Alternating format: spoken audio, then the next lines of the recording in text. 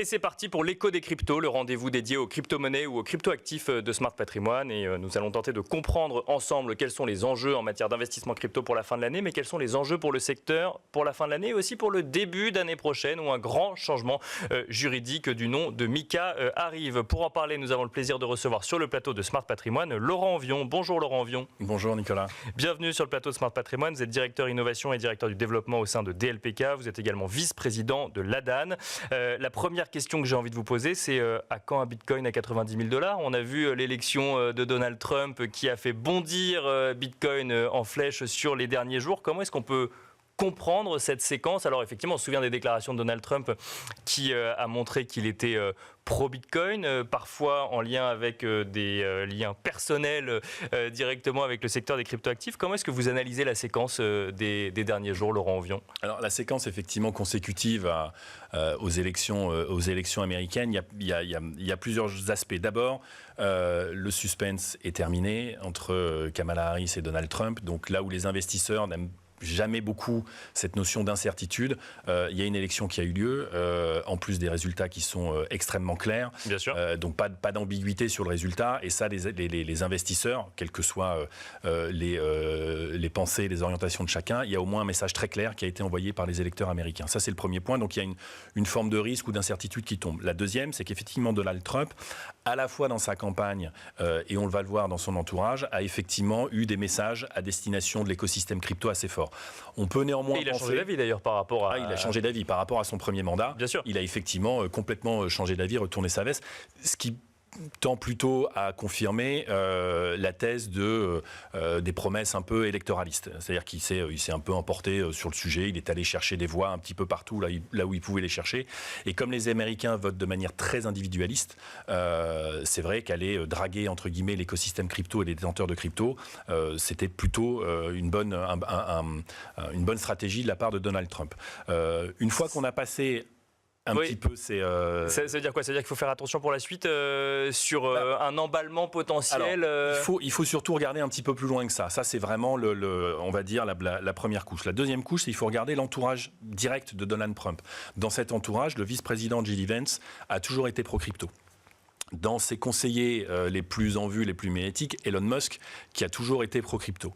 Parmi ses premiers conseillers, et notamment une personne qui est pressentie pour remplacer Gensler à la tête de la SEC, le gendarme boursier américain, c'est quelqu'un qui est également pro-crypto. Et si on va un petit peu plus loin, c'est-à-dire si on regarde les élections au Sénat et à la Chambre des représentants, énormément d'élus et de candidats ou de candidates qui portaient sous étiquette démocrate ou sous étiquette républicain, qui portaient des messages plutôt pro-crypto historiquement, ont été également élus. Ça veut dire qu'on a vraiment un paysage politique américain là qui était plutôt hostile aux cryptos, avec un gendarme boursier qui était extrêmement attentif et qui avait quand même plutôt tendance à taper fort avec le bâton sur les différents acteurs, où là il y a un changement complet de paradigme pour l'ensemble des acteurs. Donc ça veut dire qu'on a la plus grande puissance économique mondiale qui va, je ne vais pas dire lâcher les chevaux sur les cryptos parce qu'on restera très cadré, mais en tout cas il y a une volonté de faire avancer les choses. Qu'est-ce que ça pourrait changer concrètement? Parce que vous l'avez rappelé, effectivement, l'environnement réglementaire était plutôt à regarder les cryptos de très près aux États-Unis, mais plutôt effectivement pour les contrôler. Il n'empêche que les plateformes crypto existent, que les ETF Bitcoin ont réussi à émerger. Quel impact ça pourrait avoir pour l'écosystème crypto aux États-Unis et donc potentiellement en Europe par effet ricochet? Encore une fois, ça va forcément clarifier un certain nombre de points. On sait que la SEC tapait un petit peu systématiquement sur les protocoles pour savoir si les tokens c'était du securities ou de l'utilities, avec toutes les conséquences que ça pouvait avoir derrière en termes de déclaration, en termes fiscaux, etc.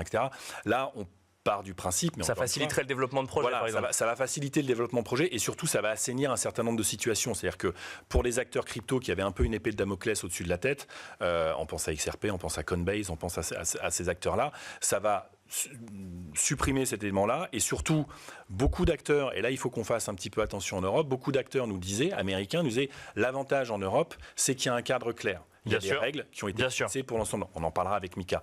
Et il disait un peu à contrario, aux États-Unis, on fait un truc, on nous dit allez-y, on vous regarde, et puis 2 ans, 3 ans après, on peut se faire taper dessus. Là, si on nous dit allez-y, on vous regarde, sans la crainte de se faire taper dessus, on sait qu'on a une économie et des acteurs qui peuvent frapper très très fort sur les différents marchés crypto qui existent.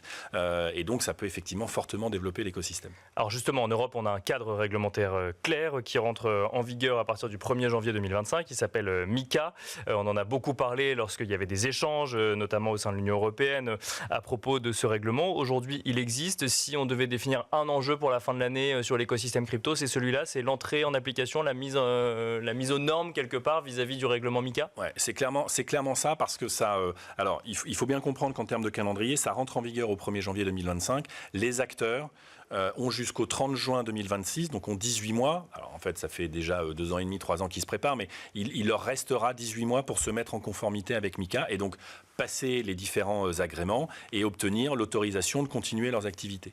Ça veut dire plusieurs choses. Ça veut dire que déjà, pour un certain nombre d'acteurs, ce ne sera pas possible de se mettre aux normes parce que le coût en ressources, le coût financier, le delta technique est trop important par rapport à la situation de certains acteurs. Donc ça veut dire qu'il va y avoir une forme de concentration des différents acteurs pour pouvoir continuer à servir les clients et à assurer. Ça, c'est le premier point. Pour les acteurs, et il y en a, Dieu merci, en France, qui ont les reins suffisamment solides et qui peuvent y arriver, nous avons tendance, notamment à l'ADAN, à considérer que la marche est un petit peu trop haute, un petit peu trop forte d'un seul coup de la part des autorités. Ça veut dire que Faustine Fleuret, qui est présidente, avait appelé à une pause réglementaire, c'est-à-dire qu'on demande à des acteurs crypto qui sont nécessairement jeunes, qui ont, bien sûr, l'activité n'existe pas depuis 30 ou 40 ans, on demande à des acteurs de se conformer à une réglementation en 2 ans, là où des acteurs plus historiques et plus traditionnels ont peut-être mis 15 ou 20 ans à s'adapter par petites touches. Là, il faut qu'on fasse tout ça. Alors, l'intention est louable parce que c'est ce qui permettra d'assainir les relations entre la finance traditionnelle et les acteurs crypto. Donc c'est très important pour pouvoir adresser les consommateurs et pour pouvoir adresser les projets de manière totalement sereine et sécurisée. Par contre, c'est vrai que le delta est un petit peu fort, un petit peu violent de la part des régulateurs, notamment en France avec l'AMF et la CPR. Si je comprends bien, l'écosystème aujourd'hui n'est pas totalement prêt pour le 1er janvier 2025 puisqu'il y a encore 1 an et demi. Oui, voilà. De toute façon, c'est toute la problématique des transpositions, c'est-à-dire qu'une directive rentre en application, on n'a pas encore le détail précis, définitif de l'ensemble des textes. Donc c'est pour ça qu'il y a cette période de transition. Ouais. Donc certains acteurs sont déjà dans les dossiers de l'AMF, les dossiers sont déjà en train d'être étudiés. Donc on aura peut-être des annonces d'ici fin d'année ou début d'année prochaine. Et puis après, effectivement, il y aura une mise en conformité de l'ensemble des acteurs ou un arrêt d'activité d'un certain nombre d'acteurs d'ici au 30 juin 2026. Merci beaucoup, Laurent Onvion, de nous avoir accompagnés dans Smart Patrimoine. Je rappelle que vous êtes directeur innovation et directeur du développement au sein de DLPK, mais aussi vice-président de l'ADAN. Et quant à nous, on se retrouve tout de suite dans Enjeu Patrimoine.